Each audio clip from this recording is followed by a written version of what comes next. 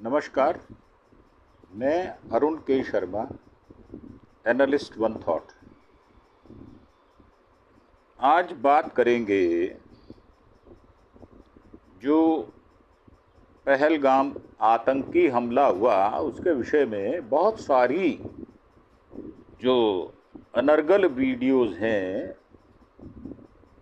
वो आ रही हैं। तो ये निजी तौर पर मेरी प्रार्थना है कि जो भी लोग व्हाट्सएप पे, फेसबुक पर एक्टिव हैं, कुछ वीडियोस ये दिखाई जा रही हैं कि हिंदुस्तान की सेना ने पाकिस्तानी सेना पर इस तरह से आक्रमण किया, तो उसकी वेरिफिकेशन ज़रूर कर लें आप।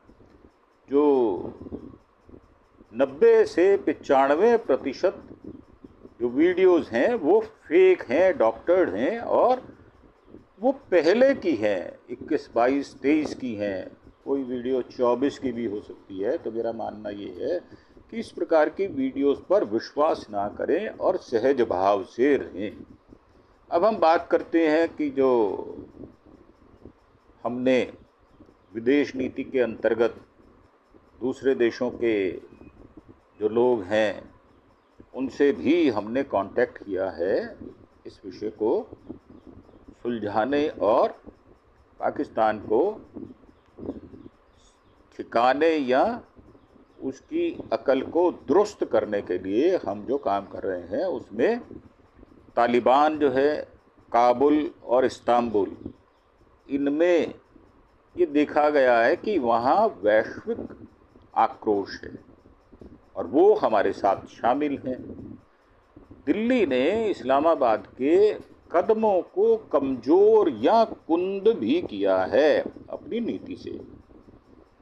सोमवार को काबुल ने कहा कि एक शीर्ष भारतीय राजनयिक विदेश मंत्री अमीर खान मुत्ताकी से मुलाकात की और द्विपक्षीय राजनीतिक संबंधों को मजबूत करने तथा व्यापार और पारगमन सहयोग बढ़ाने के तरीकों पर चर्चा की। मंत्रालय ने कहा उन्होंने हाल ही में क्षेत्रीय घटनाओं पर भी विचार का आदान प्रदान किया है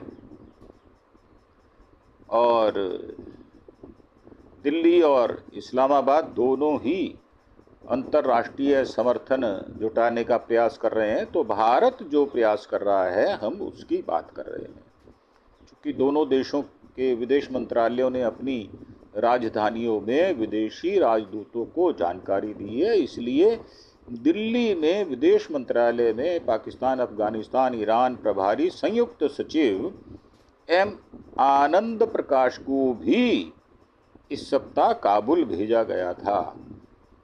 प्रकाश विदेश मंत्रालय में शंघाई सहयोग संगठन SCO का कार्यभार संभालते थे। प्रकाश जी जो हैं वो काबुल पहुंचने से पहले ही तालिबान शासित अफगानिस्तान के विदेश मंत्रालय में पहलगाम आतंकवादियों की निंदा की है और ये भी है कि अफगानी इस्लामिक अमीरात के विदेश मंत्रालय के प्रवक्ता अब्दुल कहर बल्खी ने कहा है कि अफगानिस्तान इस्लामिक अमीरात के विदेश मंत्रालय और कश्मीर के पहलगाम में जो पर्यटकों पर हमला हुआ उस हमले की कड़ी निंदा करता है और शोक संतप्त परिवारों के प्रति संवेदना व्यक्त करता है। सोमवार को काबुल ने कहा कि जो मुलाकात उन्होंने की हमारे लोगों से उसमें चिंताएं जो जताई गईं और एक बयान के अनुसार मुत्ताकी ने काबुल और दिल्ली के बीच कूटनीतिक और आर्थिक संबंधों के विस्तार के महत्व को भी रेखांकित किया है। उन्होंने दोनों देशों के बीच लोगों की आवाजाही, जो आना और जाना है, उसको सुविधाजनक बनाने की आवश्यकता पर भी बल दिया। व्यापारियों, रोगियों और छात्रों के लिए वीज़ा जारी करने की प्रक्रिया को सामान्य बनाने का आह्वान भी किया।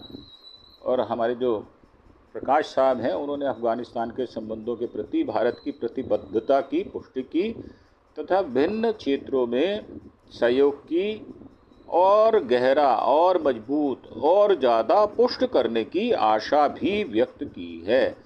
उन्होंने काबुल को सहायता जारी रखने और दिल्ली की मंशा दोहराई तथा पहले से रुकी हुई पहलों को फिर से शुरुआत करने सहित बुनियादी ढांचा परियोजना में निवेश करने में भारत की रुचि से अवगत कराया। बयान में कहा गया है, दोनों पक्षों ने द्विपक्षीय संबंधों को बढ़ाने, वीजा प्रक्रिया को सुनिश्चित करने, प्रतिनिधि मंडलों के आदान प्रदान को बढ़ावा देने और विभिन्न क्षेत्रों में सहयोग को मजबूत करने के महत्व पर भी जोर दिया। यह मुलाकात विदेश सचिव श्री विक्रम मिस्त्री की दुबई में मुत्ताकी से मुलाकात के कुछ महीनों बाद हुई है। जनवरी में हुई यह मुलाकात भारतीय आधिकारिक प्रतिष्ठान की ओर से पहली उच्च स्तरीय मुलाकात थी। बैठक के दौरान अफगान पक्ष ने भारत को आश्वासन दिया है, आश्वस्त किया है कि वह किसी भी राष्ट्र के लिए खतरा नहीं है और भारत के साथ राजनयिक संबंधों के स्तर को बढ़ाने की आशा व्यक्त करते हैं।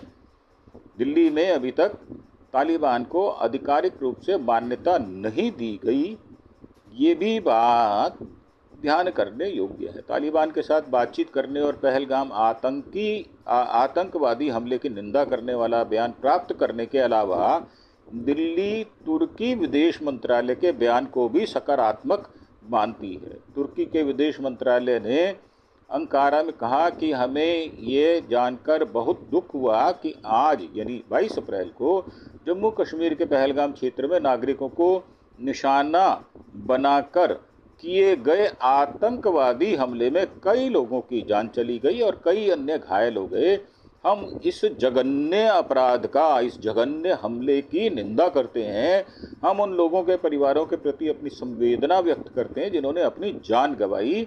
घायलों के शीघ्र होने की, स्वस्थ होने की कामना और इच्छा भी व्यक्त करते हैं। सूत्रों ने बताया है कि यह गौर करने लायक है, तुर्की के बयान जो ये आतंकवादी हमला कहा गया है बयान में, वो उल्लेखनीय है।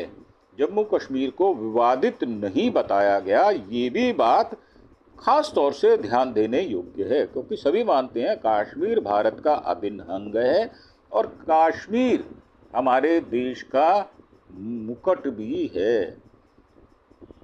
हमले की निंदा की गई, ये सभी मजबूत और सकारात्मक बयान के संकेत हैं। इस बीच सूत्रों ने बताया कि इस्लामाबाद सिंधु जल संधि के निलंबन को लेकर स्थायी मध्यस्थता न्यायालय या अंतर्राष्ट्रीय न्यायालय का दरवाजा खटखटाने पर विचार कर रहा है। भारत ने कहा है कि वह संधि को स्थगित रखेगा और स्थगित रखना मुझे लगता नहीं है कोई अपराध है, क्योंकि जब आप इस तरह की कारस्तानियों को करते हैं तो आपके खिलाफ कोई ना कोई तो एक्शन लिया ही जाएगा। और अगर आप इस तरह के बार बार शरारतपूर्ण जो आप अपराध करते हैं उसका माकूल आपको जवाब दिया ही जाएगा, इसमें कोई दो राय नहीं है। भारत और पाकिस्तान के बीच गहन कूटनीतिक शक्ति संचालन बल रहा है, जिसमें दिल्ली और इस्लामाबाद दोनों ही अंतर्राष्ट्रीय समर्थन जुटाने का प्रयास कर रहे हैं और उसमें कुछ भी गलत नहीं है, क्योंकि पहल आपने की है। आपने हिंदुस्तान को छेड़ने का प्रयास किया है तो हिंदुस्तान आपको माकूल जवाब देगा और छोड़ेगा नहीं। ये अपने दिमाग में आप बात क्लियर कर लें। दोनों देशों के विदेश मंत्रालयों ने अपनी राजधानी में विदेशी राजदूतों को जानकारी दी है, इसलिए दिल्ली ने विदेश मंत्रालय में पाकिस्तान, अफगानिस्तान, ईरान संयुक्त सचिव एम आनंद प्रकाश को भी इस सप्ताह काबुल भेजा था, जिसमें ये सारी बात हमने आपको बताई और ये सारी आपको हम डिटेल बता चुके हैं। और एक अंत में ये भी कहना चाहेंगे कि जो वीडियोज़ आ रहे हैं जो कि फेक वीडियो हैं, उन पर आप ध्यान ना दें, क्योंकि इससे जनता के अंदर डाउट बढ़ता है, संशय बढ़ जाता है। और पाकिस्तान की तो ये चाल हमेशा से रही है कि वो भारत के लोगों को भ्रमित करता रहे और भ्रमित करके वो इस प्रकार के जो लोग हैं उनको संपर्क में रखता है या रखने की कोशिश करता है, और ये चाहता है कि भारत की जनता में रोष व्याप्त जो है पाकिस्तान के प्रति वो कम हो। इसलिए वो इस तरह की बात करता है कि भारत 36 या 48 घंटे में हम पर जवाबी कार्रवाई करेगा। तो आपने गलती की है तो जवाबी कार्रवाई तो की जाएगी, उससे तो आप बच नहीं सकते। ये तो हमारा कॉन्सेप्ट बिल्कुल क्लियर है और इसमें हमें कोई डाउट नहीं है, और हम आपको छोड़ने वाले नहीं हैं। अब की बार आपको धाराशायी किया जाएगा और आपके जो आतंकवादी ठिकाने हैं उनको भी ठिकाने लगाने का काम किया जाएगा, ताकि एक बार आपको ऐसा संदेश चला जाए। जबकि पहली 2 बार हमने जो सर्जिकल स्ट्राइक की थी उससे आपने अकल नहीं की, आपने उसको बड़ा लाइटली लिया। और पठानकोट में जो हमला हुआ था उस पर भी आपने अपनी जांच की थी, और जांच बिठाने की बात कहकर आप दूसरे देशों को गुमराह नहीं कर सकते, और हम आपके बातों में आने वाले हैं नहीं। तो मेरा सीधा साधा मानना है कि आप अपने आप को दंडित होने के लिए तैयार करें, ना कि किसी और ओछी और ऐसी बेजा हरकत या ऐसी वारदात करने के लिए तैयार करें। आपका बचना मुश्किल है और हर अपराधी को दंड मिलता है। पाकिस्तान भी एक अपराधी देश है, दुश्मन देश है, आतंकवादी देश है, उसको उसके किए का खामियाजा भुगतना पड़ेगा। इन्हीं शब्दों के साथ हम आपसे विदा लेंगे।